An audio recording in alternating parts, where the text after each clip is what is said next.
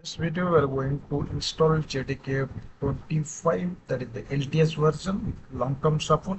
You can see here the long-term support in Windows. So first, by default, it's click on Linux, then you can click on the Windows section, and here you have like different options. Like I choose the middle one, that is the x86 installer, this ex file.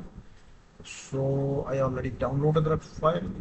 The size is around 180 MB. Okay. So first, let me check what is the latest version. I mean the current version of Java in my operating system. Right, go to GitVS, Java version. You can see the current version is 17. Okay, so we'll go ahead for the 25 installation, that is the Windows. Double click that file, then it will ask for the some of the pop-up. Click on yes, then click on next. You can see the path like C program file Java JDK25 is the target path where the software will be installed. Click on next. It will take a couple of seconds to extract and install.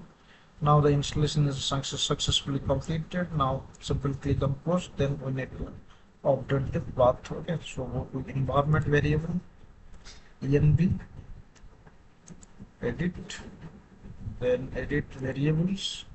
Now we can see one variable I set like Java home, which is pointing to JDK17. I need to edit this file. Before that, let me copy this our JDK path where the software is installed. So if you check C program files Java, one directory is created like JDK25. So you can copy this one and paste inside this Java home environment variable. So click on yes. Okay. Okay. Then if I reload this file, we need to reload this one, otherwise it will not reflect. Okay, so let me again reload. Open GitVS and hit Java version. You can see the latest version 25 is reflected. And one more thing I forgot to mention, in the environment, you can see I defined this Java home environment variable and reference this Java home environment variable inside this path. Okay, so you need to make this thing like add this one Java home bin. Okay, so that whatever